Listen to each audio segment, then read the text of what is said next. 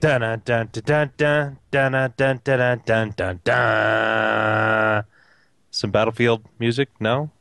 I thought you were doing like a news style introduction to the podcast. I was waiting for you to like go out on this musical tangent, and we were going to start the show. Is that not what you're doing? No. I was doing Battlefield 3 music. All right. Well, anyway, this is the PC Perspective Podcast, episode 180. We're recording this on November 30th, 2011. I'm Ryan Shrout. I'm Jeremy Hellstrom. I'm a poorly singing Josh Walrath. And I'm Al Valentano. And we are back from our vacation over here in the United States, at least. We had Thanksgiving. I am hopeful that everybody that listens to the podcast, you subscribe to it, you probably had a surprise on that Wednesday of Thanksgiving week. We had our first episode of the Inside Perspective, which was a kind of an attempt at a new series of show where we kind of interview people in the industry, talk about their products, maybe ask them personal questions as well, try to do something a little bit different than just your traditional review. So we put that in place of our podcast last week. So I am very curious to get any and all feedback from you guys. I asked in that show, but if you still want to give us your input, I would really like to hear it. You can email us podcast@pcper.com, of course. You can call that toll-free number that we still have for some reason, 1-888-38-PCPER, and leave your feedback about that type of show, the idea of that show, that specific one, what people you would like to see, what companies you'd like to see kind of participate in that type of interview show. I'd be curious to see what everybody thought. But moving right along, we have a lot to get to because we did take that week off of actually recording the podcast. So let's run through the hardware news that happened. A couple of shorter discussions we'll just run through here. Matt Smith posted an article at pcper.com, which is good because that's where this podcast is from. So I'm glad he posted it there. Looking at Battlefield 3 laptop performance. I know we've talked about specifically the M17X from Alienware using both the AMD 6990 and the GTX 580M. Those mobility parts. This one actually does include the M17X, but it also looks at performance on several other machines, I believe. No, this is just M17X, but what he does is he looks at ultra detail, high detail, medium, and low detail. So you kind of see how performance scales. He goes into the quality settings between low, medium, high, and ultra. Gives you an idea of what the visual quality, how it changes from those. All running at 1080p, all on this pretty nice piece of hardware. Actually, this is the piece of hardware I'm currently playing Skyrim on, but don't tell anybody. So if you're looking for a little bit more Battlefield 3 news, a little bit more Battlefield 3 information, maybe you want to play it on a notebook, go check out that article. Went over pretty well, a lot of traffic there. Also, we posted a review of the Antec P280 case. This is actually one of the cases that we discussed with Jesse Lawrence in our episode, the Inside Perspective that we just mentioned. The Antec P280 is a completely new case from Antec. This is not a revision to one of the P100 series, or the P180, P183, P193, anything like that. Do any of you guys use the Antec P180 or 83 or anything like that? I know it is often referred to as like the most popular of like enthusiast chassis from the last several years. No? I have not. I've got some really old Chief Tech based Antec cases that I still use, so I would be the worst person to. Oh, except that Raven. Right. I'm a big fan of like their 900 and the other ones, Antec case wise. Any build that I do for somebody is usually that, like a 900 series or a 900 version 2. The P183, the P180, P183 were really kind of known for that swinging door that they had on the front of it, noise dampening type stuff.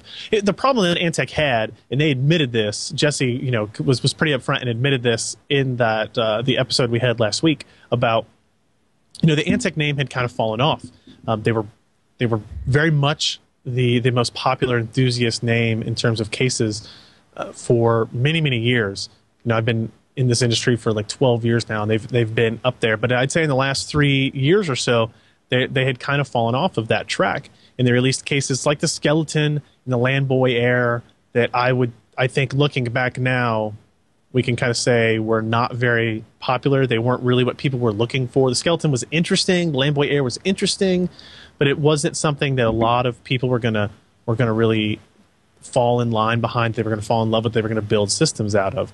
The Antec P280 kind of gets them back to their roots. That kind of they try to take some of the cues that the rest of the case industry has really been pushing forward, like Corsair and NZXT and those guys. Things like the grommeted cable routing holes on the motherboard tray, things like front panel USB 3, removable filters for all your intake fans, those types of things. They've kind of included it on these designs.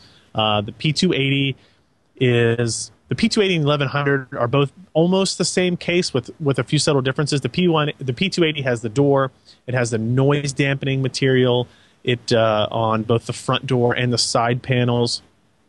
It has removable front fan filters that you can get to pretty easily. It has my favorite feature is the side intake, or I'm sorry, the intake filter on the power supply, which you can actually access from the side of the case. You don't have to get behind the case. One of the things, I have a Corsair 800D or 700D that I use on my personal system at home, and the fan filter back there is nice, but you have to basically slide the case out of wherever it's sitting in order to get the filter out of the back. With this P280 design, you don't have to do that. It's a pretty nice case. It's not super high end in terms of build quality. The metal's just a little bit flimsier than what you might expect for something, if you compare it to like a 700D. But if you look at the price, the P280 is like $135, $140. So it's a pretty reasonably priced chassis as well. It has room for a lot of, I'm looking here, we got 6 hard drive bays, and then it has 2 dedicated ones for 2.5-inch bays. So you can fit up to a total of 8 hard drives in there, and that's without including the 3 5.25-inch bays up top too. So there's a lot of room in here. It'll fit the XL ATX motherboards. So if you've got one of those longer, wider boards, it'll work. If you want to have video card in that last PCI Express slot, there's 9 expansion slots on it, so it'll be able to, the graphics card will fit below the level of the motherboard, which is unless of course you've got a triple slot Asus video card. I think that will fit with it. If you have a standard ATX motherboard, I think it will. A triple slot will fit in that case on the bottom slot of a motherboard. So does it fit the really long cards too? Yeah, I think if you know what that means. Up to 13-inch graphics cards. I think if you look at the video, we actually show it with the Asus Mars 2 card installed in it, which is the largest video card that I know of that we have here too. So it's actually a really good product, I think, for $139, and it kind of brings Antec back into the realm of enthusiast cases. And we have the 1100 here sitting just off camera, and we'll kind of maybe next week we'll have the video up for that, and we can compare what makes it different than the P280. Very similar on the inside, some difference on the aesthetics, and the P280 is kind of more aimed at people who are concerned about noise levels, and the 1100 is more aimed at people who want high performance cooling, more fan openings, that type of thing. But check it out. The reviews on the website, as you would expect.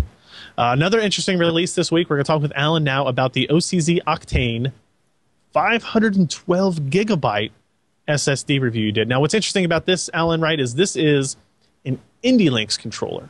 We haven't really heard of it from Indilinx since OCZ bought them, like back in April or something like that. Correct. Nor have we had a product since Bigfoot. That's true. That was a long time ago.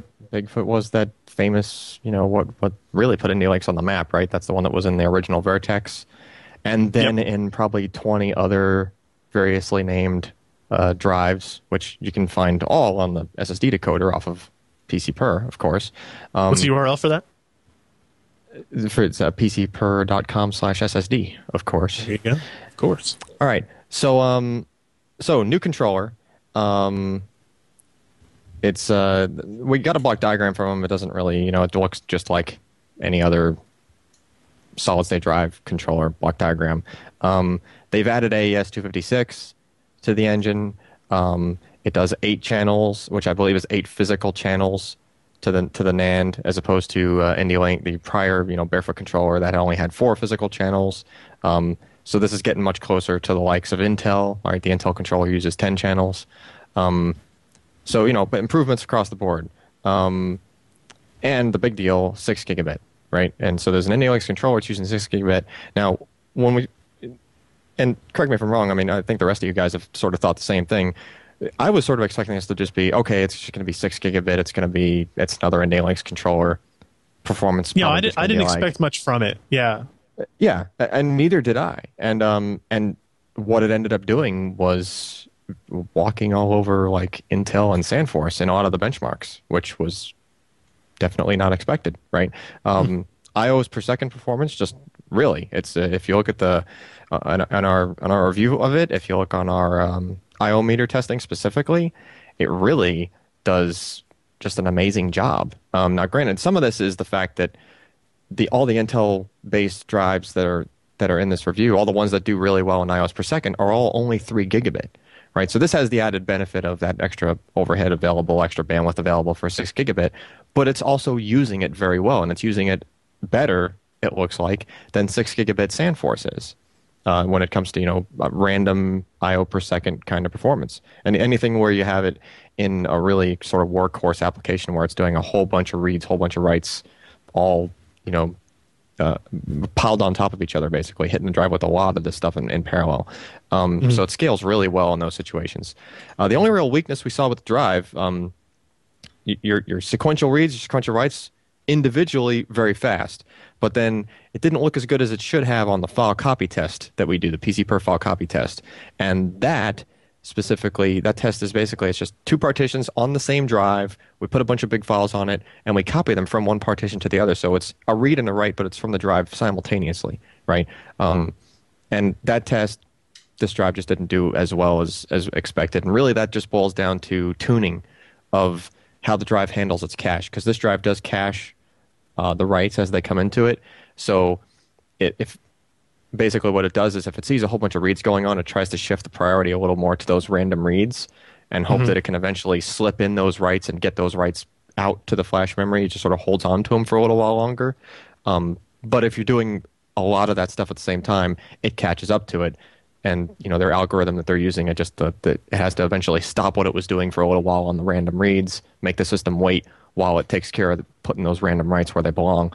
So if you want to hit this drive with a kind of a workload where it's doing both simultaneously, like all the time, okay, yes, you found it's a little bit of an Achilles heel there. But on everything else, my goodness, I mean, it's just especially for the money, right? Because the drives are. We're talking, $2 a gig range, or $2 a gig range. Yeah, that's what I was going to ask. To me, the pricing was as exciting as anything about the performance. It makes it more exciting because it does perform well. But these are pretty cheap for release day MSRP prices.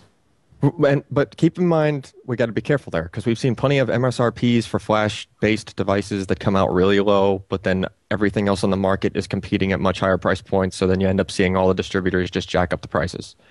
So be careful there, right? The MSRP might just be a fuzzy number, really. Like not. Have these gone on? Have you seen these for sale yet anywhere? I haven't seen them yet. I didn't look again today, but let's see. Amazon there's many of these on the market as there are the AMD FX 8150s. Oh well, yeah, there you go. But when they do start getting volume on them. And on top of that, they're using synchronous flash. That's another good point. Because if you look at all the distributions of models, and actually we do have this noted also on the SSD decoder as of the last revision, where you'll have like OCZ, for example, for SandForce-based drives, they'll have an Agility 3. Well, that's using asynchronous flash, which is the bottom rung. It's like the cheapest, right? Right. And then the Vertex uses synchronous. And then there's a Vertex Max IOs per second model. And it doesn't use IMFT flash anymore, which is Intel Micron. It shifts over to Toshiba and Samsung toggle mode flash. So which actually ends up being a little bit better performance, like raw performance wise, than the Intel stuff. So the Intel Micron flash is a little more conservative. You can't get as much performance out of it, raw performance out of it. compared to the toggle mode stuff. So this is using like the middle, what you would usually pay a little bit more of a premium for that specific flash delivered in the form of an SSD. And this one, that's like, this model that's coming out now is basically like the good one, or at least the mostly good one, like most almost up to the top rung. So I believe OZZ plans on coming out with a cheaper version, an even cheaper version using asynchronous, and probably come out with like an enterprise grade version that I would imagine use toggle mode, if they're trying to make some kind of product differentiation there. But yeah, I mean, really, really good. I mean, the sweet spot on it is the 256 gig model, and to think that that's the sweet spot on pricing is kind of, unheard of to begin with. Usually, that's good news for people who want to buy SSDs. So where does this fall in our recommended list then? Like, if I'm going out today, let's pretend they're available. I think Newegg.com is down again.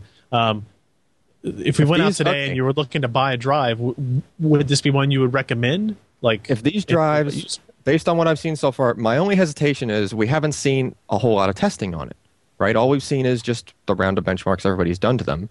Now, from what I've seen in my benchmarking and all my testing, long-term performance should be just fine because it handles trim properly. It doesn't do the fragmentation over time stuff. It doesn't slow down. It's really, as long as you're using under Windows 7, you're good. But we don't know long-term how this controller handles the flash. We don't know, of course, Indilinx claims that it's supposed to be really efficient and it doesn't burn out the flash real fast. It doesn't do a lot of writes to the flash, but we're sort of just taking them on their word for that, right? Because you have to wait, months before okay, are you going to see premature failures with this thing because maybe this controller is just doing a bunch of excessive background stuff with the flash memory. Aside from that, if we had that knowledge of, if the long-term stuff was going to be good, at $1.44 a gig, if it was anything close to that, I would be recommending this over Intel or SandForce right now. If they were out there, because it's just really... Well, it's funny you mentioned that. They might be out there because I just checked Newegg, and they do have the AMD FX 8150 in stock. Quick, look for this drive. Did you send is that what you sent a link of? I still can't get to the Newegg website. It won't load for me. Interesting. Yeah, it's up for me. I do have a quick point of contention with Newegg, because in the past I've always seen, even during holidays and crazy Black Friday, Cyber Monday stuff, I've always seen Newegg shipping like same day or next day. And I have a few people at work that did Black Friday orders or Cyber Monday orders, and they still haven't shipped. To the point where one guy was on hold with them for like 45 minutes today, and all they told him at the end of when they finally got him off hold was, "Yeah, we're backlogged. Sorry, it hasn't shipped yet." So that was odd to me, because I've seen plenty of like pictures of factory tours from Newegg and how they have everything automated and they can get stuff out the door like almost immediately. And these are orders that were done on stuff that was reported as in stock in their system. So what the heck, Newegg? Make your robots go faster. I don't know. Seems kind of weird. Big liar heads. What's the name of this again? The SSD? Octane. Octane. Hey, they had one, and they are out of stock. What was it selling for? How much? $379. That's only $9 more than that's only $9 more than the MSRP. That's still like $1.50 a gig. So whoever bought that got a pretty darn good drive for cheap. Cool. Nice. All right, so we will check up on that next week when we hear, maybe we can get some more information on the availability of it. But a good release, it's good to see. Now, I guess we should point out, we're not going to see this drive on any other manufacturer, right? Because OCZ owns Indilinx. I'm pretty sure we're not going to see a Corsair or a Patriot or something like that. No, they're not. They're not going to do it. It doesn't. They might say they're going to do it. Okay, so this is the test, right? Because when they did the acquisition, they said that they wouldn't. Well, I think they meant that with the older controllers, the original controllers. You think? I don't see that. I don't see that happening. I don't know. I wouldn't if it's a good product. And OCZ is their whole company is becoming an SSD company, then I don't see why they would do it. No, maybe I'll be wrong, but I don't think so. If it does happen, I guarantee you it will be similar to what happened before with Indilinx as well as SandForce controllers, where OCZ has their own custom tuned stuff firmware-wise, right? And everybody else gets the generic. So they might detune it and put it out there. I don't think people are as altruistic as you want to make them believe or make them out to be. Maybe they want to sell them. Maybe they want to sell the controller and they can make money on the controller as well as making money on the drive. Maybe. You know? Another article that went up last week, actually surprising, not really surprising, I guess, but it was our most popular story of the week, is the Amazon Kindle Fire review that Matt Smith also published, talking about the $200 tablet from Amazon, of course. I think why this became so popular is we launched this the day after Thanksgiving, and for a good 10 hours, if you just did a Google search for Amazon Fire review, it was the first result up there. So we did have a lot of traffic going to this. Matt came away pretty impressed with it. I have one of these, and I've been using it basically since the day they came out. You know, they are exactly what you think they're going to be. They're a tablet. We've seen the hardware before. Reading on the screen is not as good as reading on the e-ink screen of your traditional Kindle. But for me, when I'm laying in bed and I'm reading before I go to bed, one of the things that's nice is with this device, I can go into the web browser and check on the website or read some news posts that people have put up. The application store is a little bit of a pain in the ass right now because I think there's a hack out now to enable the Amazon Marketplace, or not the Amazon, the Android Marketplace. So right now you're limited to the Amazon one, which doesn't have basically the apps that you really want. So like the main Twitter app isn't on there. I forget what else I was looking for. Can't install other browsers either. But it's a decent performer. It's a great tablet for $200, and it's a good Kindle too. It has a lot of capabilities to it. If you're curious about this, go to the website, read Matt's review of the Kindle Fire, and I think you'll figure out whether or not it's for you or it's not. And there's a pretty big difference. I think a pretty big gap there between people that are going to want the device versus people that are not. All right, and the other big review story that came out just this week, actually, it was the release of a new GPU from NVIDIA. I think a couple of weeks ago we talked about the rumors of this, the GTX 560 Ti Special Edition. That was this month, right? It was just a couple of weeks ago or something, maybe a month ago. And I think I said at the time that NVIDIA would be stupid to release a part called the 560 Ti Limited Edition, and it would have 448 cores as opposed to 384 cores with the GTX 560 Ti. Well, it turns out I was wrong. Actually, I'm still right. It's still a stupid naming scheme, but NVIDIA did, in fact, release a new part called its official name is, quote, GeForce GTX 560 Ti with 448 cores. That is the name. I have a couple of them here. We've got an MSI card, and this is the... Josh, I know you'll like this one because this one has Super Pipes. Right on it, and it's using a Twin Frozer 3 cooler. So the specs of the GPU are pretty much as what we the rumors said they were going to be. This is actually a GF110 GPU. This is not based on GF114, which is what the GTX 560 Ti is actually based on. I'm going to call it the Ti 448 is based on GF110, the same die as the GTX 580 and the 570. While the 580 has all 512 cores enabled, the 570 has 480 cores enabled, and then the 448 obviously has 448 cores enabled. So you basically have the 580 is the full GPU, the 570 takes away one cluster of GPUs or one cluster of cores called an SM, a simultaneous multiprocessor, and the 560 Ti 448 takes away another one of those. So it's a different GPU. The performance does fit between the 560 Ti and the 570, but it's much, much closer to the 570 than the 560 Ti. It averages 15 to 20% faster than the 560 Ti and about 5% slower than the 570. It has 1.28 gigs of memory. It's got a 320-bit memory bus, so it has almost the same specs as the 570, just minus one SM. It's a really, really, really good card. And like I said here, if I switch over to this camera, you'll see we actually had two of them in. This one is from EVGA. This is the EVGA classified edition, which means it's overclocked. What's interesting about this one is that it has a 8-pin and a 6-pin power connector, whereas all the other ones I have seen, including this MSI one over here, actually has just 2 6-pin power connectors. But otherwise, you get your standard kind of NVIDIA outputs there, 2 dual-link DVI outputs and a mini HDMI. And then, of course, the MSI card is essentially the same kind of scenario here. Only this one has super pipes. And Twin Frozen 3. And Twin Frozen 3. 80 millimeter fans. What's interesting about this, this MSI card was really impressive in terms of the cooling capability. Is that your experience with these as well, Josh? Yeah. I mean, I've got one sitting right next to here, and this one's a little bit more massive than that.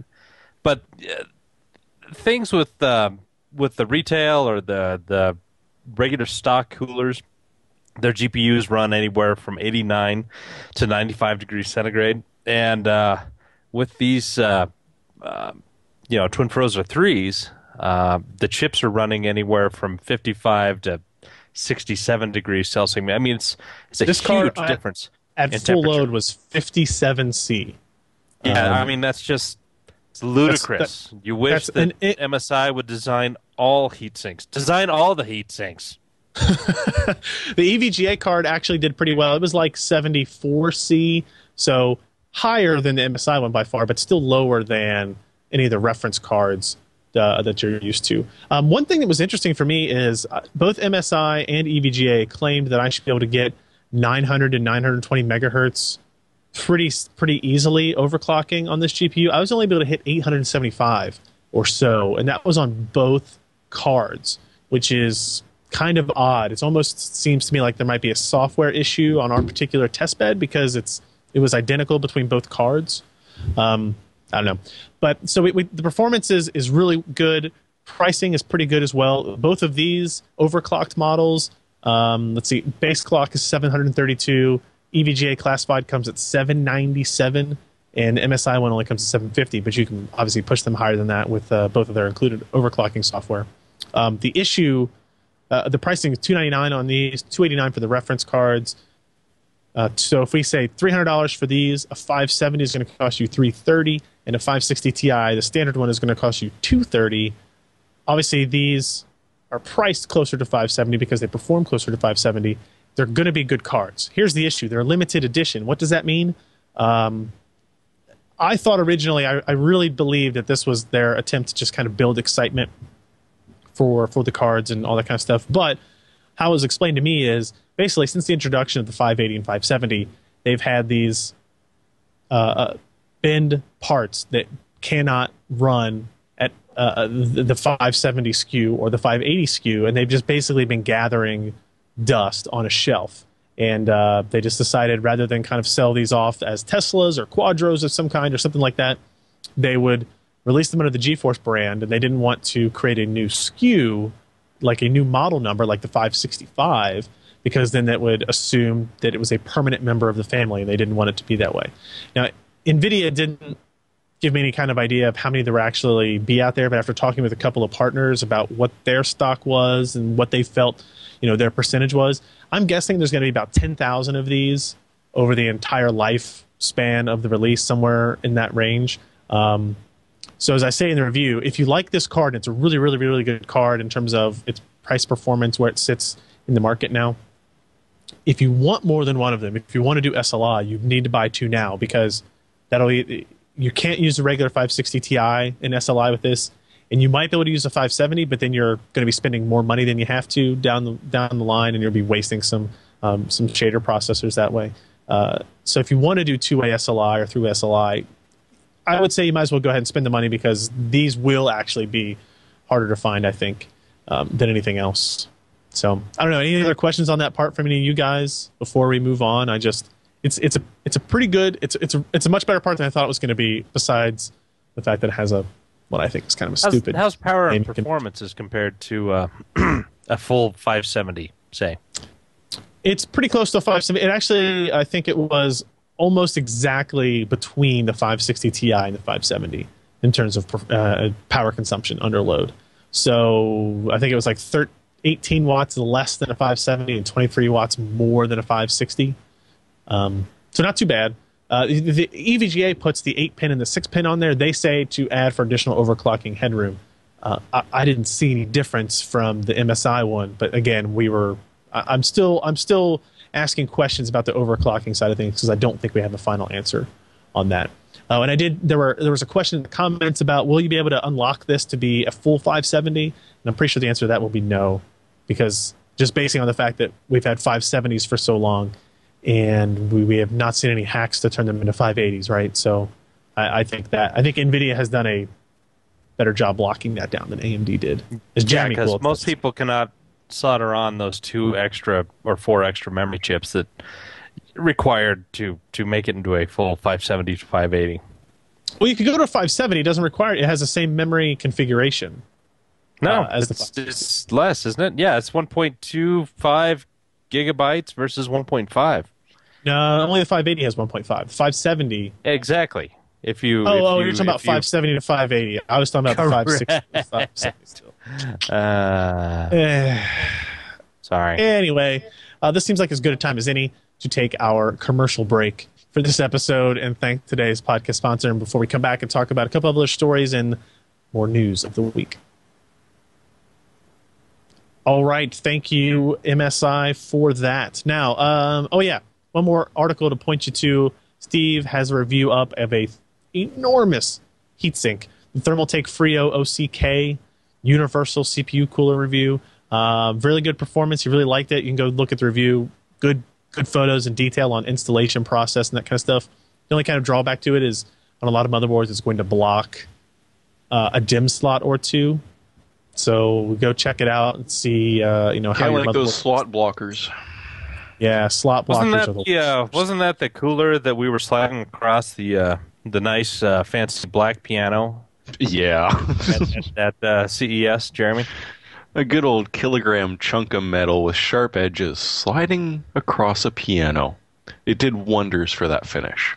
Yeah. On the other hand, I've noticed. Pay for that? No, we just sort of chuckled between ourselves. But I also actually did notice that exact cooler, for some reason, is showing up as a retail package with the i7 3930K for about $30. I didn't notice how much it's going for retail. Did you see that? No, no, I did not. The $30 is a pretty good deal. Yeah.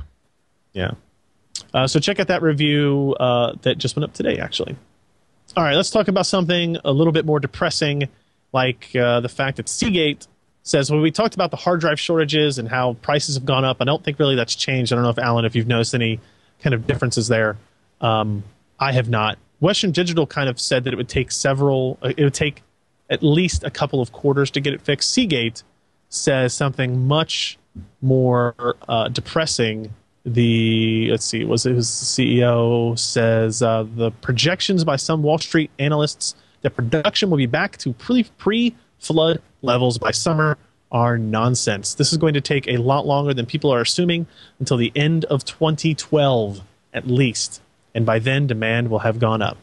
So, Alan, what do you think? Is this you think this is accurate, or do you think this is the CEO saying we're going to raise prices, and here's our justification as to why? You're on mute. You're still on mute. Well, he's unmuting. I'll just point out that Seagate. Good. Can you hear me now? Seagate had a 22% above market return this quarter. So 22% above. It might be a little bit of, hey, let's jump on the bandwagon of everybody's delivering bad news in the hard drive market right now anyway. So if we're going to do it, we might as well just go big just in case. Maybe what their hope later on is that they can turn around and go, oh, look at how good we turned around and did this earlier than our prediction, so that they're, looks better for shareholders, I guess. I don't know. Maybe it's that. I was reading stuff online about how like there's like factory workers cutting holes in top of or they're bringing in teams of like crews to cut in holes in the roofs of these places to pull the gear out to like dry it off and try to get it moved somewhere else so that they can actually start production again. Like they're like some people are writing the location off basically because it's just going to take too long and the gear is too expensive for them to just this is not stuff that you just like order another one of right? Right. This is specialized gear for making platters and hard drives, right? And sputtering and all this other kind of crazy, stuff. So it's probably given that the piece of gear is, there's only a few of them to begin with, they have to fix them, right? And these things were underwater. So yeah, it's going to take time, right? To get that production back from that equipment specifically.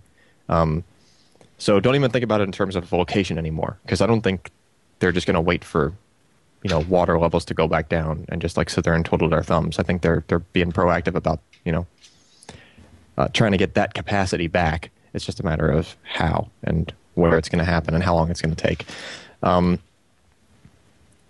But yeah, I mean, as far as the announcements go, I don't know. I've seen hard drive prices shoot up pretty darn fast. 1 terabyte drives are already cruising right past $100, where they were like, what, 60, 70 not too long ago before all this happened. Mm-hmm. So, and that's just the 1 terabytes, right? Those are the ones that tend to move the quickest, because it's, people aren't after 2 and 3 terabytes that much, as much as you might think, right? People aren't all crazy storage nuts like me and a few of you guys. So it's bad news for everybody that wanted to build a new system. It's bad news for me if I was looking to keep filling up some Drobo systems and that type of stuff. So bad news just keeps coming, I guess, in the hard drive world. I'm kind of hoping. I do have to point out the Seagate Technologies, we did hear from them for this quarter. Okay. This quarter, they were expecting this quarter, they moved about 110 to 120 million units. Last year, this time, it was 170 million units. So we're talking about a company that sort of obviously has stockpiles of products sitting there, because, they're only dropping by about 50 million, which is, say they're reducing by just a little under a third. At the same time, they're sitting at somewhere between 1.5% to 3% above expected income this quarter, which was projected, at least a year ago. And they're not just, barely off. They're just barely above, which is going to scare any shareholder that they've got. Sure. So, of course, as they're putting out their financial prospectus, they're saying to the vulture capitalists, hey, this shouldn't be too bad. Hey, we're just a little bit over our margin. We usually aim for 10% above the margin that we were expecting, because you got to grow. But we only managed, 1 to 3% above. But, we're going to be okay. We're going to be okay. There's going to be supply. They're talking to the channel people, and they're saying, oh, God, we got nothing. We seriously, things are just going to go to hell. So you got to wonder, there's a very different story coming from one side of the mouth versus the other. So you got to sort of think that they're going to meet in the middle. And they are going to find different places. Seagate specifically, it's the motors. As far as I know, they don't actually assemble the hard drives in Thailand. Yeah. But they do get the drive motors there. So they're probably desperately trying to source. And they've found a source. Probably not, going to match the volume that Thailand could produce for them. But you got to kind of wonder, with, two very, very different messages coming out of Seagate, and both messages coming directly from Seagate, if the consumer can kind of hope, we're going to meet in the middle. You're not going to see SSD prices on your hard drives, but at the other hand, it's not going to be as cheap as it was, say, 6 months ago. Sweet. Let's see. What do I want to do here? Let's move. Running along. Quick look here. I don't know. We did a short review of a CyberPower pre-built system. This is like a really low-cost rig, right? So this is not a gaming system that we would traditionally think of. It's called I don't like the name of this either. CyberPower Gamer Ultra 2098, and I think Gamer Ultra is pretty sweet naming convention. Hardware on this is here's the hardware: AMD FX. Maybe they could throw GTX somewhere in there. Yeah, they could have. Maybe Super Ultra Mega HD limited edition Ultra. So it's built around an FX 4100, which is the quad-core bulldozer part. It's listen to the motherboard: Gigabyte M68 MT S2 NVIDIA 7025 chipset. I didn't even know they still make those. But it does have 8 gigs of memory, Radeon HD 6670 graphics card, 500 gig hard drive, DVD burner, 500 watt power supply, et cetera, et cetera. So when we reviewed this system, Newegg was selling it for $599 for all of that hardware. To build, and of course I can't get to Newegg's website. If Newegg is working for you, will you click on the link in that story to tell me what the current price of this system is? God, it was $599 when we posted the review, and what was interesting was that you could buy all of the components individually, and it was going to cost you $596. So, you are paying only $4 for them to put this together, for you to have a limited warranty of some kind and some kind of support to deal with as well. Obviously not super high end on either of those things, but you get it all kind of put together and ready to go. These were ready to ship type systems, ship in 1 or 2 days. But on the Black Friday type system sales that they had going on at Newegg, you can actually buy this for $450, which then when you consider each of those components, if you bought them independently, were $569 is a really good deal, even if in 6 months or 8 months you're going to replace the video card, or you're going to swap out the quad-core processor for an 8-core AMD Bulldozer processor. There was a little bit of flexibility there for super low-end systems. So it was interesting because we tend to review really high-end hardware, really expensive $4,000 or $5,000 gaming machines, and CyberPower wanted to send something to us to say, hey, even if you are on a really tight budget, you can still get a pre-built system, kind of, that will meet all of your needs, and still be, I guess, reasonably priced. So, yeah, on Newegg, it is currently deactivated. It is out of stock, and it may not be restocked. Man, I hope my review didn't sell all of them, because you're so powerful in this industry. That's true. I forgot. I did. Yeah, you're right. It looks like I made NVIDIA and Alienware drop the price of that notebook. GPU, yeah. I forgot. You're right. You're right. Thanks for that reminder. I know. I appreciate that. Just maybe your internet fluffer. Yeah, I always do. One of the things, only maybe if you got the internet lucre. Well, one of the things I'm hoping that our super mega internet fame and celebrity and power will fix is the DX11 stuttering issue in Batman Arkham City. This is really annoying. So Batman Arkham City was delayed on the PC. It came out 2 months after it did on the consoles, and with the promise of, here we're going to add we've got to make sure DirectX 11 works. We've got to make sure this NVIDIA PhysX stuff works.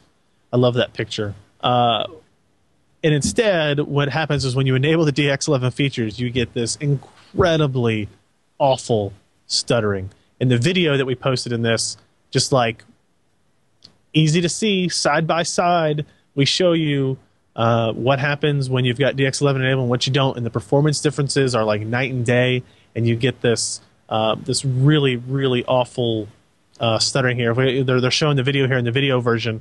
In just a little bit, it'll show you kind of we'll go through the settings here. You can see DirectX 11 features enabled, and then all we do is turn them off. That's all we're doing is turn off tessellation and ambient occlusion and a new soft shadow technique that they used. And so what they did instead is they shipped it, and it's really, really kind of cruddy. So let's see, the first thing here. So on the left, you see DX11 enabled, and slideshow. And you can see the average frame rate was like 127 versus 57. And the same thing happens. This is running in the embedded benchmark. The same thing happens in real-world gameplay.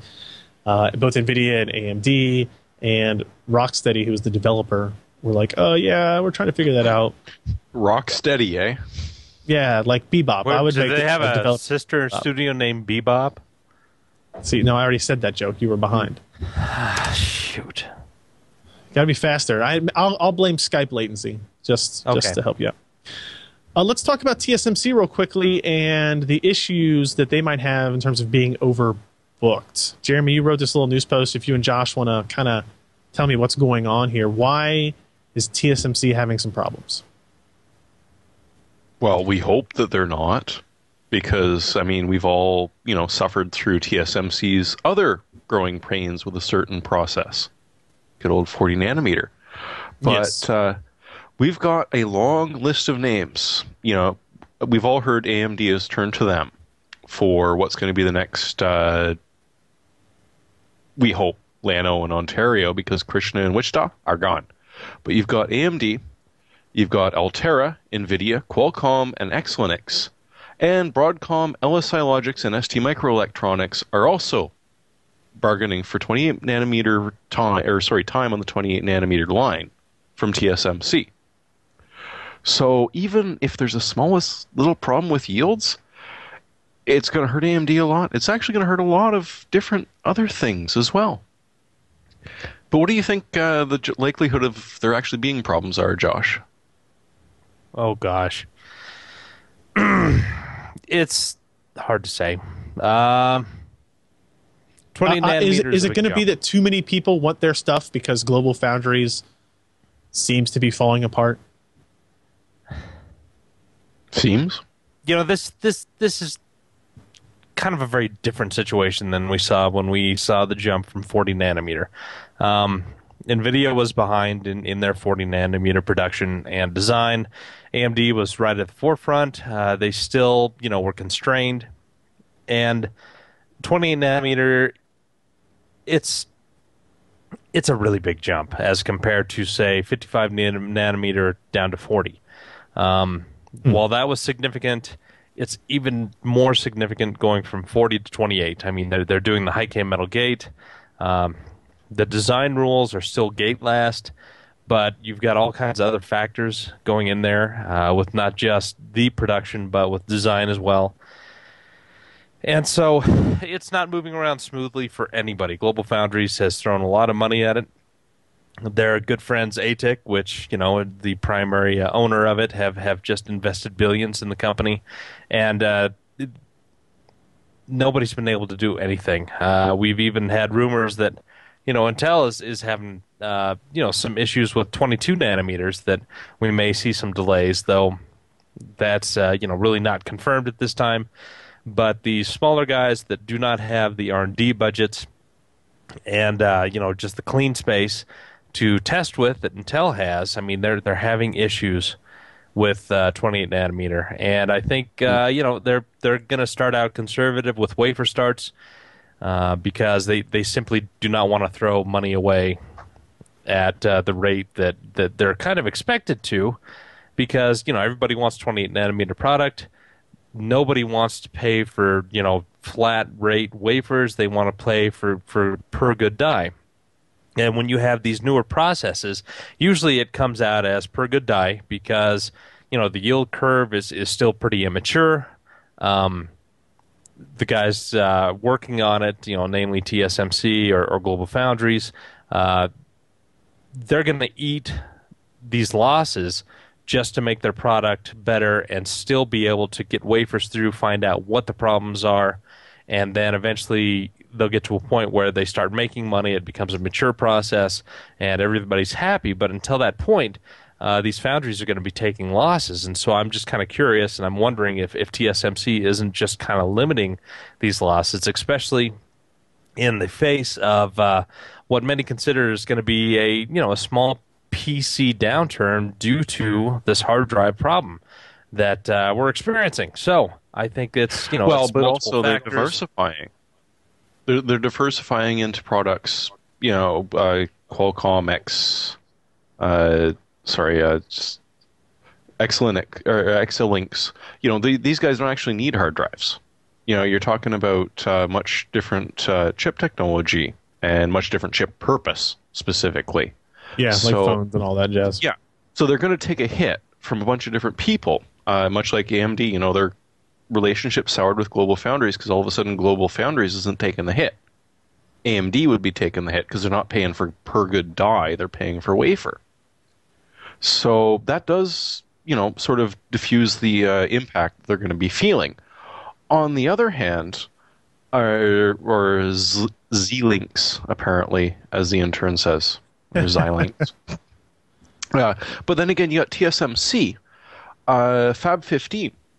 It's still ahead of projection, I'm still not positive that it's actually in production yet, but they're going to be focusing specifically starting out everything built from scratch for 28 nanometer and with thoughts of going down, and 12-inch wafers. Not 8-inch, but 12. They'll be papa thin wafers. But so now you've got a different process, a different fab process, brand new, and from 8 to 12 inches. I mean, size might not matter always, but in this case, you're getting a few more dies, but are the dies on the outside going to be good? TSMC is just sort of going nuts with this, aren't they?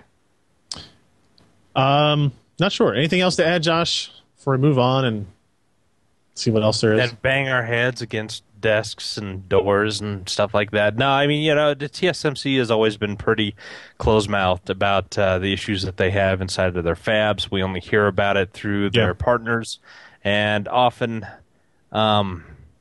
we get even more filtration there that makes no sense to us. So hard to say. All right, let's move on to, we've got one more bit of news I'm going to cover here, and then we'll tell you about a contest that you can win motherboards and video cards from, and then we'll get our hardware software picks of the week. Our last bit of news is actually based around this. This is AMD releasing branded DDR3 memory to complement its desktop platform. So what you're looking at is, honestly and truly, AMD memory modules. This is an 8 gig kit, 2 4 gig modules running at, what did we say this was, 1600 megahertz? Cast latency of 1.5 volts. I just got this in, so let me open this up here for the first time and kind of see what we got. You might be asking yourself, why is AMD releasing memory? Those are very skinny DIMMs, if you know what I mean. They are indeed low profile. So the idea here is that AMD wanted to release memory not because they have a death wish or they like pain, because that's what the memory module market tends to me to be like. Their systems benefit from faster memory. If we look at the Llano APU, when we did that review and we looked at gaming performance, we saw a noticeable increase in GPU scaling going from DDR1333 to DDR1600 to DDR3 1866. And those increases did not affect Intel, right? So, the same speed increases didn't affect it. And this is because the architecture on Llano, the way the CPU and the GPU communicate and how they share resources is very different. So, actually, let me switch back to my other camera here and I'll show you this. I mean, there's nothing special about the memory itself, right? AMD just claims that they are able to vet it correctly and make sure it's everything. I don't know, it's not going to come across here on video, but what you'll see in there is the AMD memory, and you'll see built by Patriot. And there are a couple of different partners that they're going to work with on this. So this is actually a Patriot memory module, 1600 megahertz, 99924 timings, 4 gigabytes, 1.5 volts. So the purpose of this is basically, I think they're going to sell Entertainment Edition, they're going to sell Performance Edition, and what's the third one? What can't I remember the name of the third one? You guys aren't Slow helping me. as crap. Yeah, no? I don't think they would actually brand it that, but possibly. Might have been basic. I can't remember offhand. Yeah, I don't know. So one is and basically these are, so Entertainment will be 1600, the highest end will be 1866, and the lowest end will be 1333. I'm not sure. I don't think they're going to make money on this. I don't think that's the purpose, right? I don't really know what the purpose is. Why would they do this, Josh? Why would AMD enter a market that most people are trying to get out of? Well, I guess we could ask, why is AMD selling their chipsets at essentially cost to its motherboard partners? Because they desperately want market share? Exactly. And I think this is probably going to be another part of it. They see the memory market eroding to such a point where few people want to even be in it. And so AMD is probably trying to, get their brand out there. And I mean, they're not going to be doing it for a loss, but they're certainly not going to be making a profit off of it. But they get the brand out there. They get some decent modules that will run with their processors that are branded that way. And so it's kind of a combination of brand and peace of mind and a price that you can deal with. So it's nothing that's going to turn over the world, blow your hair back if you have any. Do you have any? No.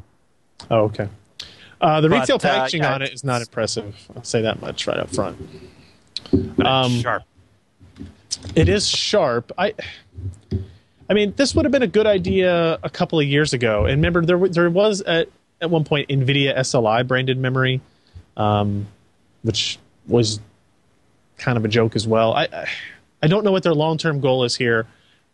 If they had AMD approved memory or something like that, maybe I think that would make more sense. That's essentially what this is. They just selected a couple of partners that are going to basically create this. I mean, AMD's not handling the warranty. AMD's not handling actually building the modules. They are just the overhead, right? They're the guy watching and say, "Yep, use those ICs. We tested this PCB; it looks good. Sell it at this price." If you have a warranty problem with this, you're going to call Patriot. You're going to call the number that's going to be included in there.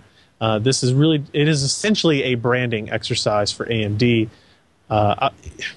It's interesting. I don't know what else to say. I mean, we don't really review memory because it's so standardized at this point. And another thing still to standardized. Potentially do is this gives them a little bit of a larger hand to deal with the JDEC people who create these specifications, because AMD was really, really, really behind the 1866 memory speed because of Llano, because of Bulldozer. They actually saw, improvements in their performance with these higher memory speeds, and you got to kind of wonder if this may not be another, wedge or crowbar or something to give them a little bit bigger voice when it comes to specifications for future memory modules. Agreed. All right. Well, we will see what happens there. Expansion. Oh, wrong camera. So, contest. We have a contest running, and I think you have until December 7th to enter it. If you go to PC Perspective, which you should do often, there is a Gear Up with MSI contest, which will allow you to win Intel motherboards and GeForce graphics cards. It's pretty big contest, actually. We're going to pick 2 winners. First prize gets a GeForce GTX 580 Lightning card, the very same card, I believe, that Josh recently held up. Is that correct, Josh? No, this was the is it the 6970? 6970, but it'll look just like that. Yeah, pretty much. So yeah, it's a big card and it's awesome. So we'll just say this is it. We'll just pretend. So you get a GTX 580 Lightning and an MSI Intel X79A GD65 motherboard. This is a motherboard that will prepare you to build a Sandy Bridge E-based system. That's a pretty good bundle of hardware there. I'm guessing $800 worth of stuff. Yeah, the card itself is $516, and it's an awesome card. Very cool. Second prize, still pretty good. You get a GTX 560 Ti Twin Frozer 2. They're one of those improved coolers we talked about, and an Intel Z68. So this will allow you to build a new Sandy Bridge-based system or upgrade your existing Sandy Bridge-based system. So you get a $230, $240 video card as well as a $240 motherboard. So you're talking about a $500 prize. Pretty easy to do. What do you got to do? You got to go to that news post, and here's the secret. All you really have to do is leave a comment in the news post. But we would appreciate it if you would also thank MSI by going to their Facebook page and liking it, thanking them in the comments. And of course, we always promote facebook.com/pcper, twitter.com/pcper,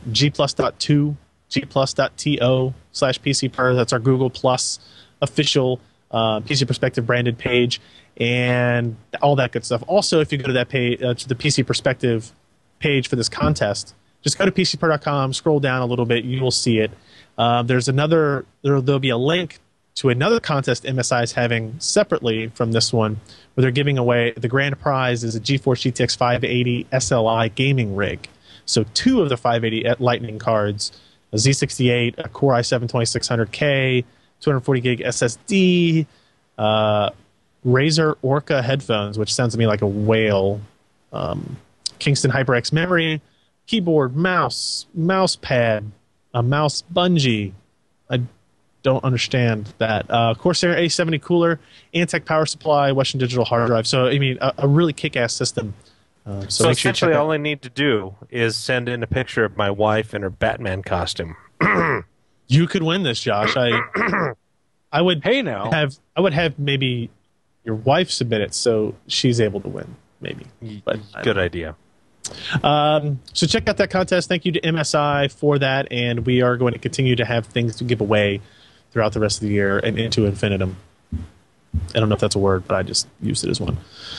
So let's get into our hardware software picks of the week. This is where we select a piece of software or a piece of hardware that we've been impressed with or want to talk about or maybe badmouth. My selection is Skyrim because that's all I want to do besides... You're an addict. Well, that's it. No, I'm not really an addict because I've been looking and I haven't really been playing that much. I'm up to about 19 hours of the game being on, but that includes a lot of testing time that we do where we just run through the same loop over and over and over again here at the office. I am up to a level 11 character. Who else is playing? I know, Jeremy, you're going to talk about it a little bit. Josh, you haven't played it. Alan, level you haven't 13 played it yet. Oh, no, yeah. In fact, I just started Oblivion, and I'm 3 hours into it. Why? Oh, yeah. Why? I'm hardcore. What? I don't believe a word of that because you spent 5 years playing that game. No, I didn't. I spent 3 years testing one single run for video card reviews, and then that's it. Yeah, and that's then I kind of left alone for 2 years. Well. So I've been really impressed with Skyrim. It's not visually super impressive. It's just a really good game. There are impressive visuals in it. The draw distances in it and how far you can see. Anything you can see, you can get to. There's all kinds of stuff to love about this game. If you haven't played it, it's definitely worth a shot. If you're a role playing fan at all, you don't even have to dress up like Batman, I don't think, to play it, Josh. So that's good news for you. Yeah. But yeah, everybody, this is going to be a game of the year contention, I think, without a doubt. And guys, it's been a really long time since I've spent close to 20 hours on a game and not regretted it immediately. So I would. And give when's that the a last shot. time you pulled out an ironing board and turned it into a gaming console? I think we can look back at like Custer's Last Stand for the Atari 2600. That would have been the last time it did it. You know, I've got to tell you. So if you follow, if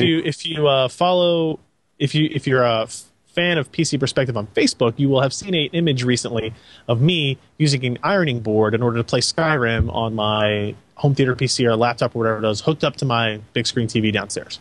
And that took fire. It caught fire. It was very popular. I have replaced the ironing board, though, Jeremy, with I bought off Amazon a hospital bed tray, an adjustable height hospital bed tray.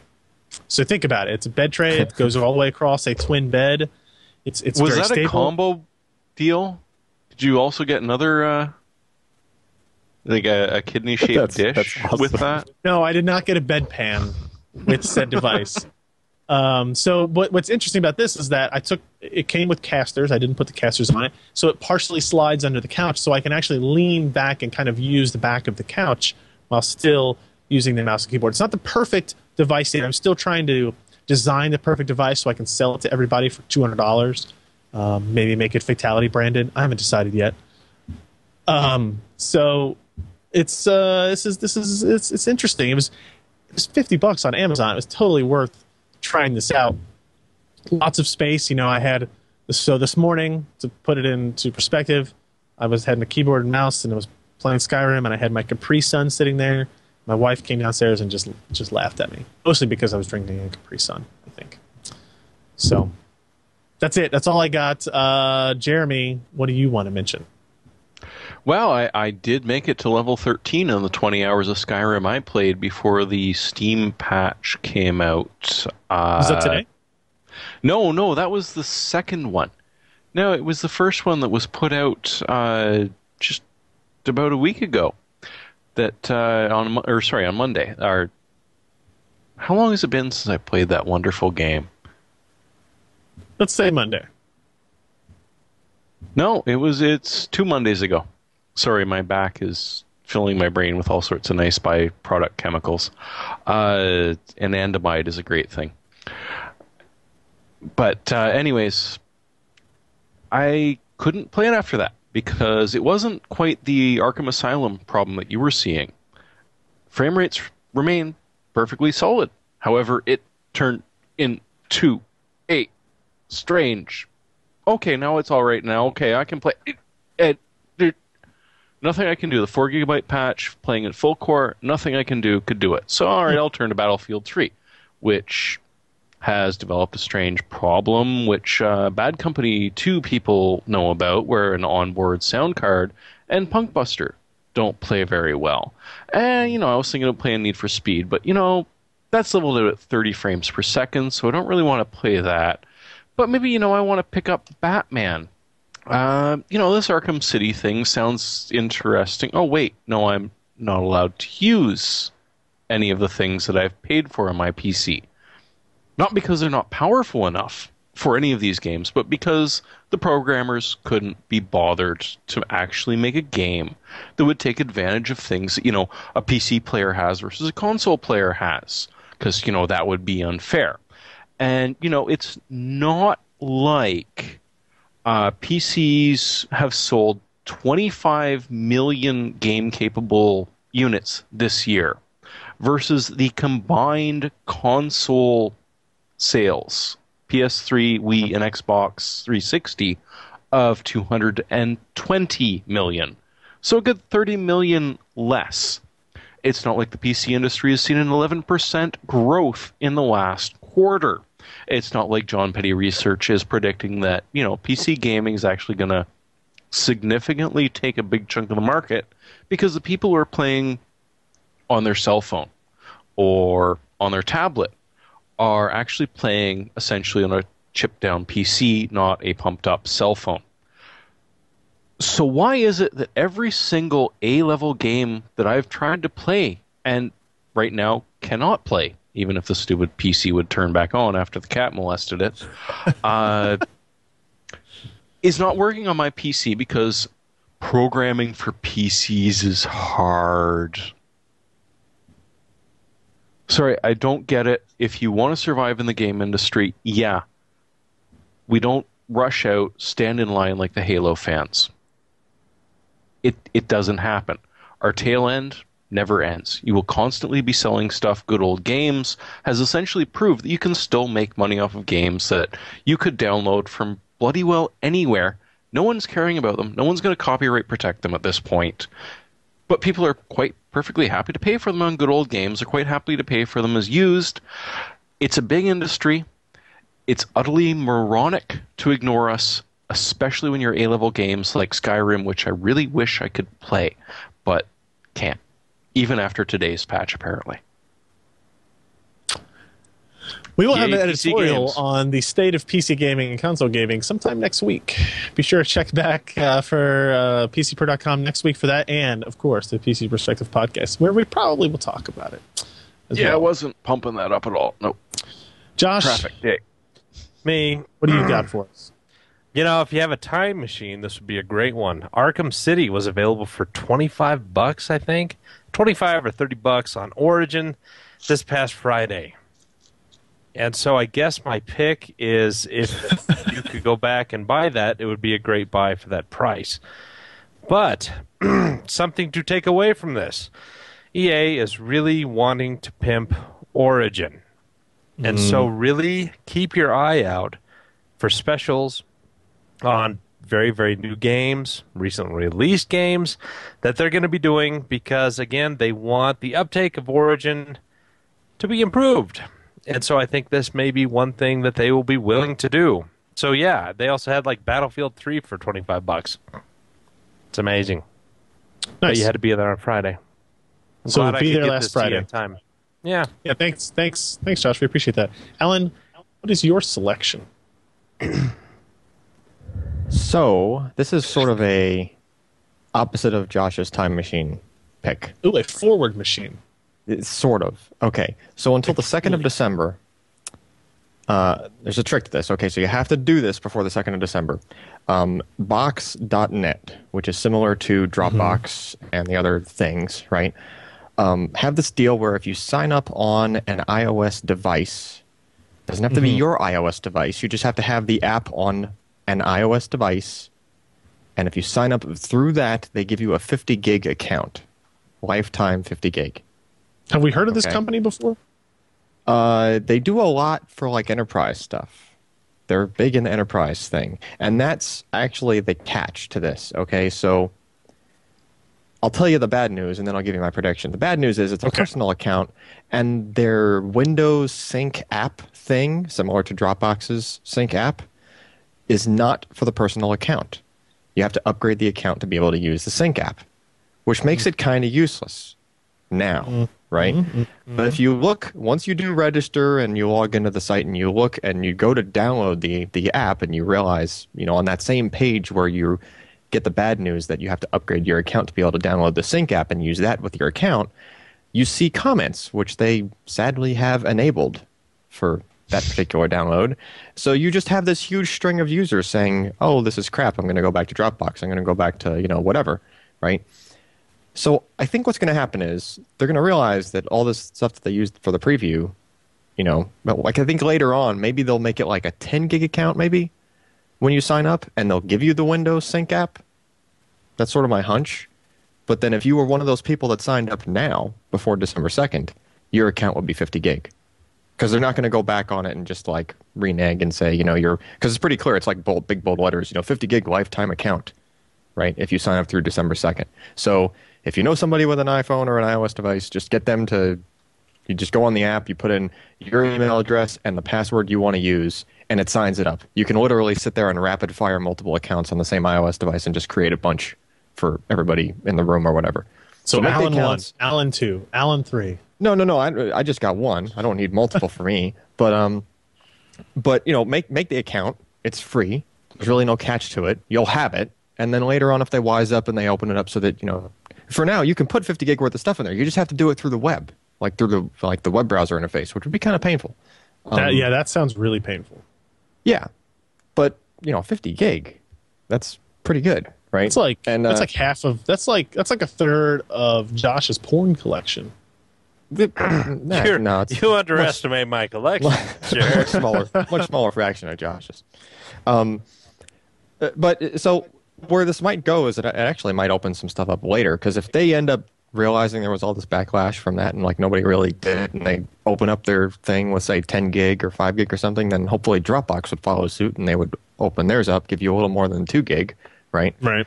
So that's potentially something that could evolve into. All right, well, I've got my account now. Yeah, just make the account and just sit on it. I would say log in. I would say log in at least once so that they don't give you some kind of weird gotcha, like being able to say you never actually tried to use it, right? That kind of thing. But yeah, it seems like these guys do a lot. Like they seem to have contracts with a lot of really big business and kind of companies to do like enterprise level cloud storage. Interesting. And yeah. And they have a little bit more like sharing and groups kind of stuff going on than Dropbox does. They're a little bit more, tailored to that sort of like business side of thing, like collaboration side of thing.